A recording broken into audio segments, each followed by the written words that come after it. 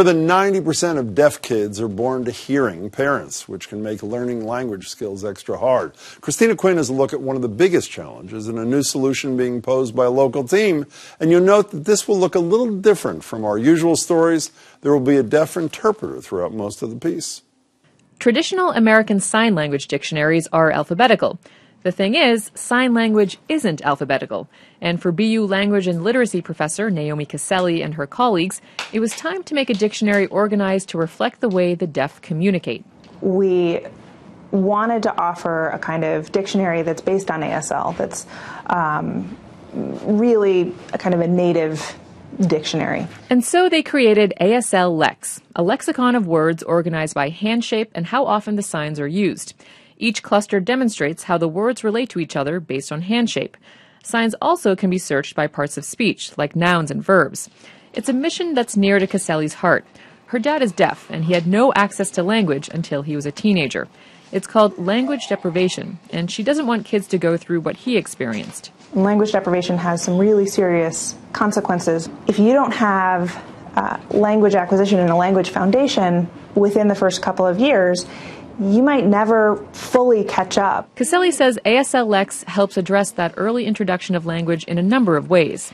For hearing parents who don't know sign language and have a deaf child, they can quickly look up words and see the hand sign in the video embedded in the upper left corner. For deaf children, it opens up the world of their language, says ASL specialist Megan Malz-Kuhn. I can see that it is helping the students become aware of the linguistics of sign language.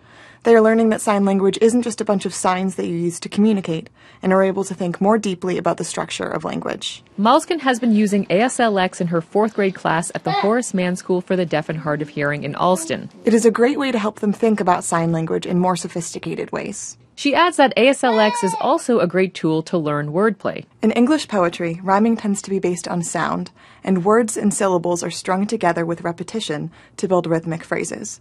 The same kind of thing is true for ASL.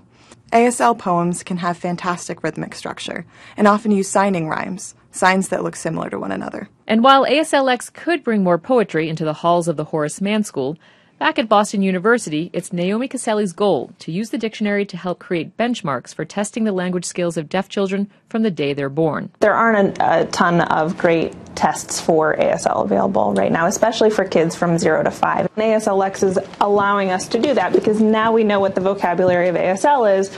Now we can go out and say, okay, do kids know these words? At 18 months old, how many signs should you know? Which signs are those going to be? At 26 months, are you able to develop language on milestone, or are you falling behind? And right now there isn't that. Right now there really isn't. But it sounds like that's about to change.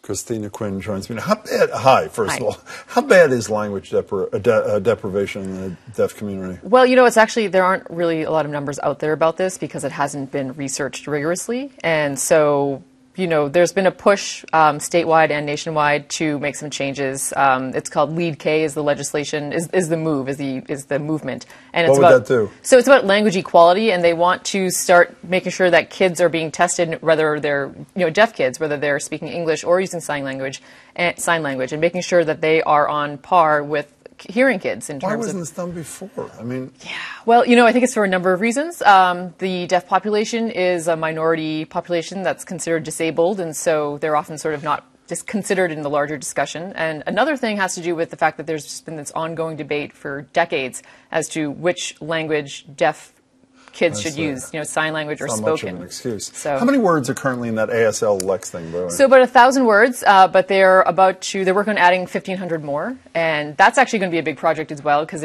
part of it involves videotaping kids using sign language. And can anybody access this? Yes, anybody can access it. You can download it. You can use it in your schools. You can, yeah, Good for them. Available. Good for you too. Thank you so much, Thank you. Christine. It's good to see you.